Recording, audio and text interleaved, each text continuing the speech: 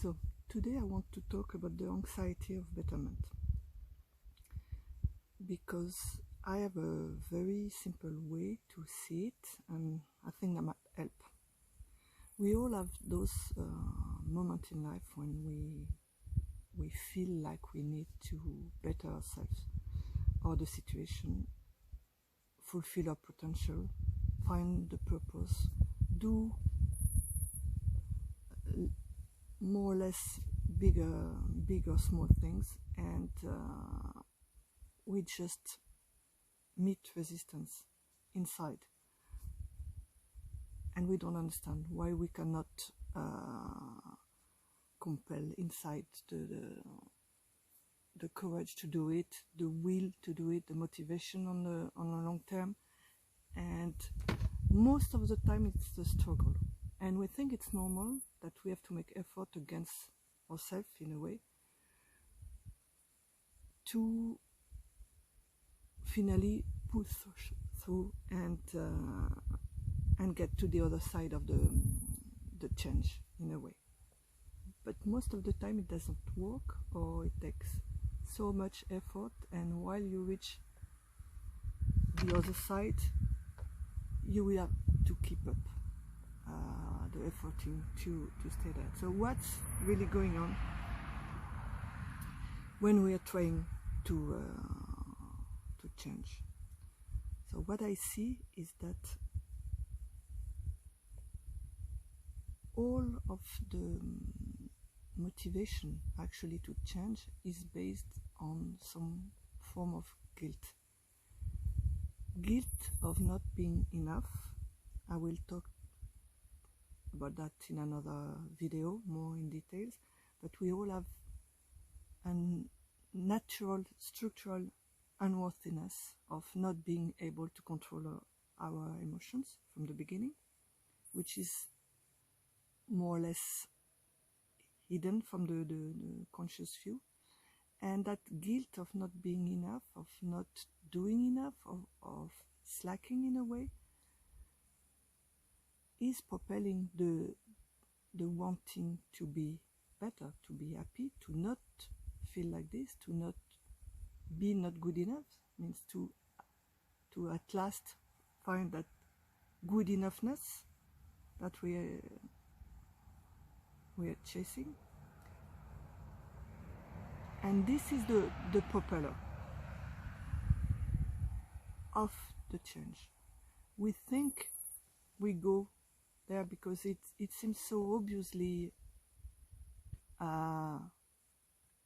obvious that we should prefer feeling fulfilled, having a nicer job, living by our purpose and passion.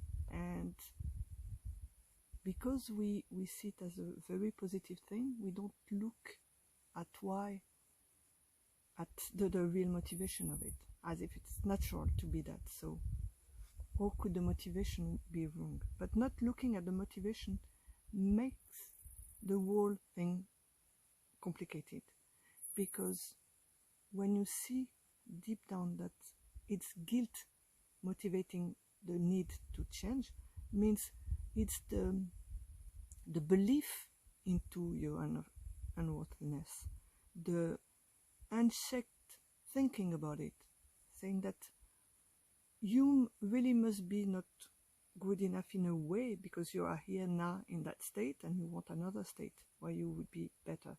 So there is an unquestioned belief of unworthiness that goes with the desire for betterment.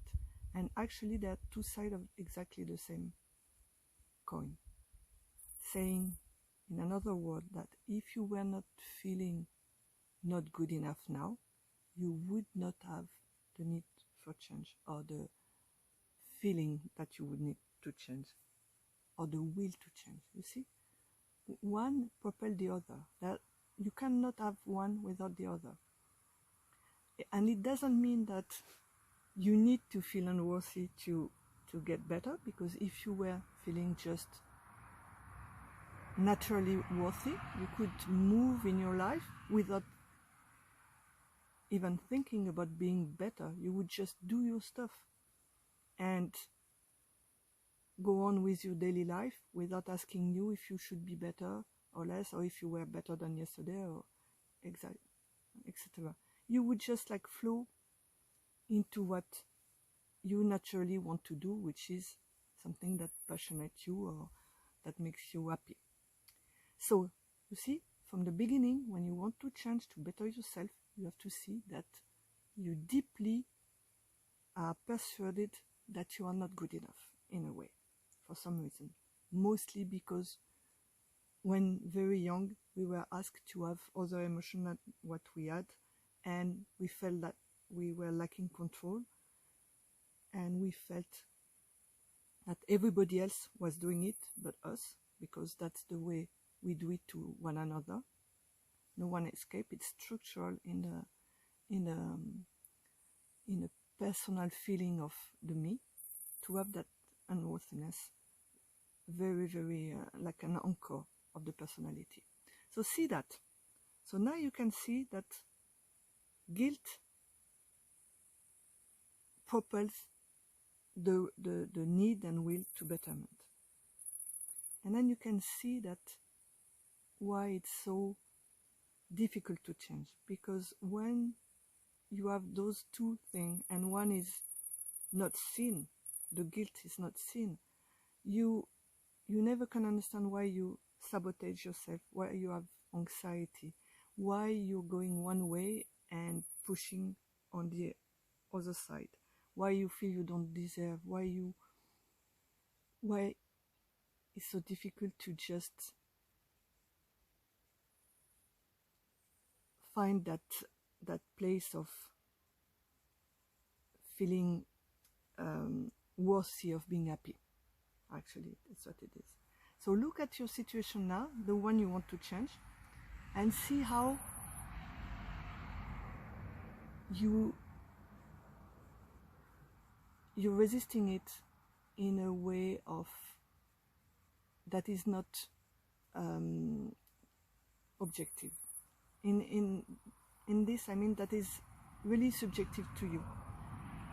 Saying that if someone else was in the same situation, maybe they would find it perfectly okay, but you don't, because you think your job is not good, you don't understand, you're not in the right shape physically, you want more money, you want enlightenment, you want something else that you think you don't have now, and you think you don't have it now because you feel unworthy to begin with, and that's what you don't want to feel.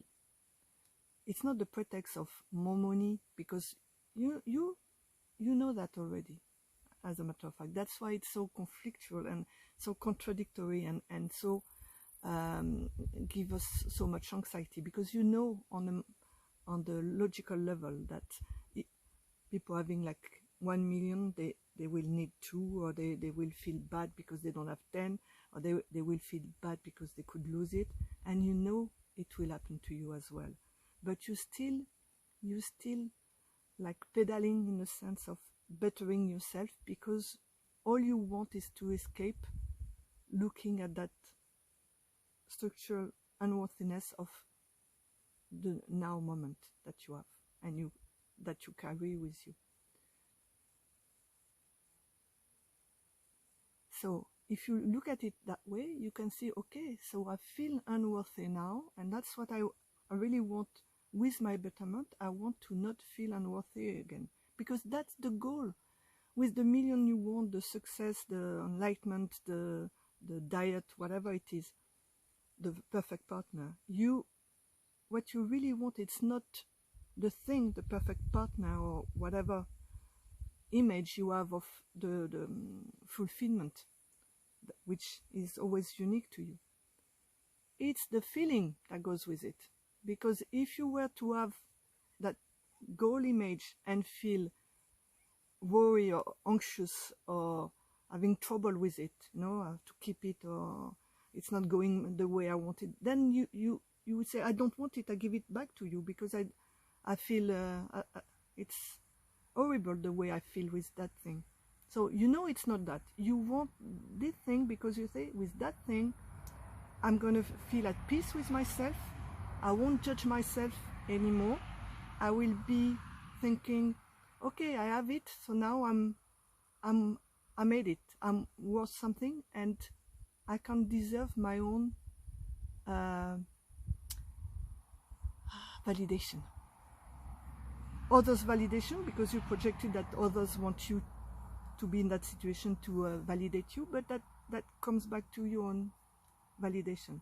So come back with that understanding to now, and see how now you're not giving yourself that validation.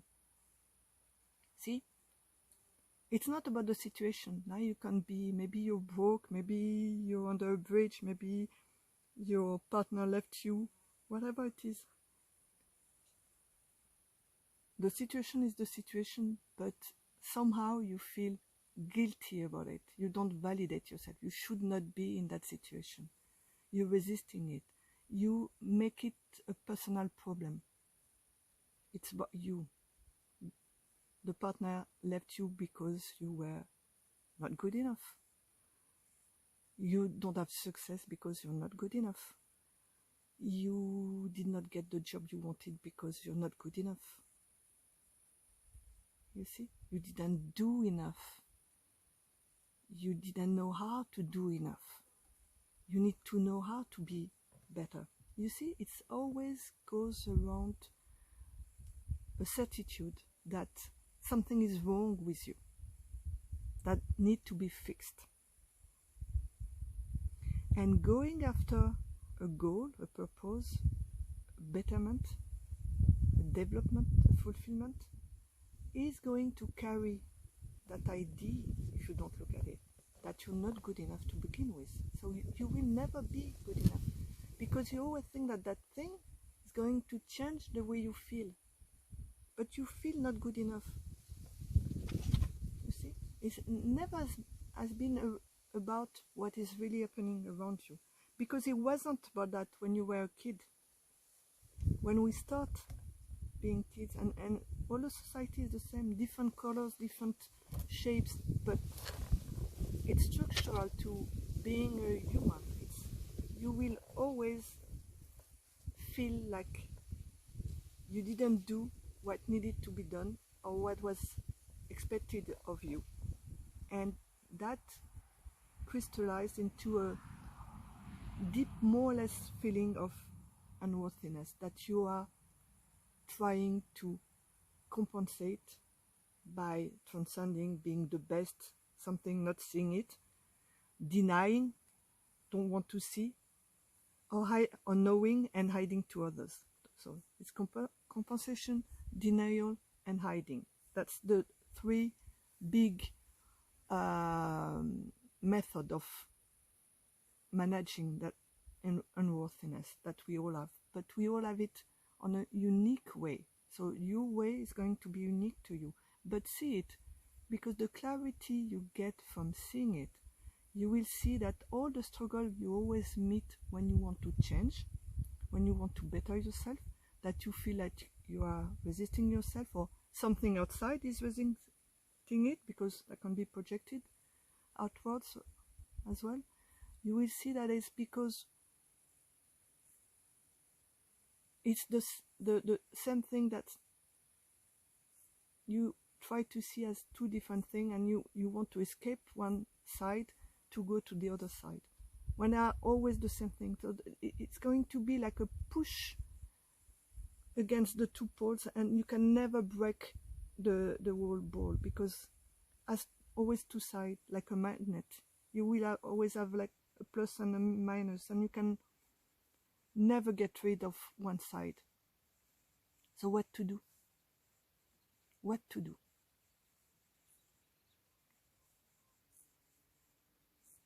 Here you meet another way of seeing stuff, because seeing clearly and accepting it without judging, you renounce efforting.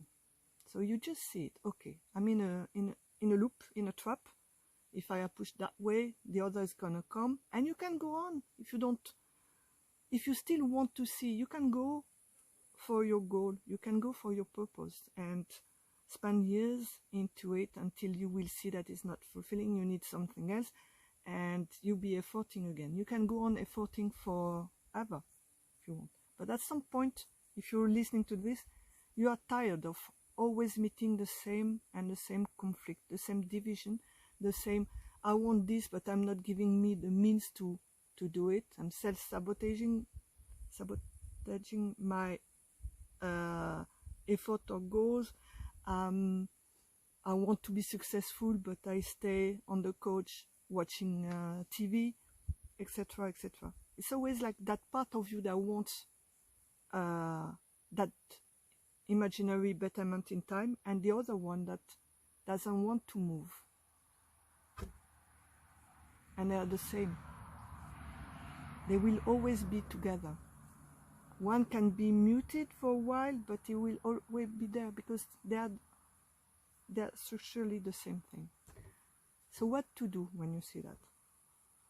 Then you see it from another angle. Now you can like take a step back and see the recurrence of it all over your life. You had those points of struggling, and they come back, and they always come back together. So now you say, okay, that's something that comes and goes around in my life on a regular basis. So instead of judging it as a bad thing, maybe you can say, okay, it's the same for everybody. We all have that. So if we all have it, maybe it's not a bad thing. See? It's not a fluke. It's not a defect of life. We all find those conflictual points when we want something and we're not doing it. With this guilt woven inside, the guilt of not being good enough that is here. So we always facing that seeing of our unworthiness. Okay, then now you can relax around it, because you know everybody has it. You have it on a regular basis in your life. So what can we do with it? Maybe it's showing you something else about life. What happens in those moments when you're struggling to be better? What is that image of you that wants to go up? You see? And when you see that it's founded on the unworthiness to begin with, what if it's not true? What if you're not unworthy? See? That thing that you never really looked at. You felt unworthy sometime with partner and job and thing, but you thought that was like, oh, a bad feeling for that day, and maybe they were right, and next day you will feel worthy, so it's okay, feel validated, and not now, and you think that it's like something that come and go, but actually it's always triggers that unworthiness that is latent, because you don't question it. See? But what if you're not unworthy? You never were, because you cannot control your emotion, and you know that now. You didn't know why you were a kid, but you know. You can always try to effort to change your landscape to not feel certain ways that you don't want to feel, but you know that if a situation arises, you will have some emotion that you cannot control. You can react a different way around emotion, but it will come up or not. If you had trauma, you can have flashbacks and stuff, they will come up. You can relax around and see how to go through it, but you cannot make you not have an emotion. You can suppress them, you can deny them, but you cannot make you not have them. See? So this should be a relaxation as well, because no one can. It's okay. They come and go. So you're not faulty. You're not guilty of not doing it. You never were. So if you're not guilty, what is all this business of bettering yourself to prove yourself worthy? See? It's all drops. It drops. The whole shabong of betterment drops. If you're not guilty of being unworthy and you're worthy enough, look at yourself now. What you judge now, not being worthy. Maybe you judge yourself for being drinking too much, watching too much TV, doing this instead of that. Right? And you say that. But that's, why do you need that to be anything else? And look at, why are you doing it? You are doing it because you get relief when you do it. All addictive behavior on a very large scope, being drugs, alcohol, shopping, walking, having friends, sex, whatever it is, watching TV, drinking coffee, whatever it is that gives you a way to distract yourself from feeling anxious about being unworthy in a way. It's a relief. For a moment you're not judging yourself because you get numb or your attention is elsewhere. And you want to avoid those moments when you meet the silence of finding that contraction inside, that anxiety of having to do something else than what you're doing. See? It's always this, that push to do something else. I should be doing something else, something better. Am I doing, or assessing, am I doing what I need to do? Or maybe I'm doing something that I don't like, but at least I'm not judging myself at the moment because according to mental criteria, I'm doing the right thing. So always checking yourself to be doing the right thing. What happens when you stop that? When you feel worthy, whatever is happening? Maybe you're watching TV, maybe you're having some deep addiction at the moment, and you stop. I'm worthy. I don't have to prove anything. I'm okay. So what will be the next step if it's really, really profoundly seen? The next step, you will stop having to put your energy into proving yourself and others that you're not unworthy. So all that energy, attention comes back to you, and you're free from your judgment. See? Because now you're worthy. Whatever you're doing, you're worthy with no reason. See? Okay. You don't need a reason to be worthy. You're just here now, you. And you always did the best for you because you always want to protect yourself. You will not find in your life and a time when you did not make the right decision for you with what you knew at the moment. Be it with bad consequences, but at the moment you did it, you thought that was the best thing to do for you. And then after you will say, oh, that was a bad decision, I'm bad, I'm unworthy, and up again you reinforce that unworthiness. But if you really look into it, you always did what you thought was the best for you. Maybe you were pursuing a bad partner, but you thought that you needed him. See?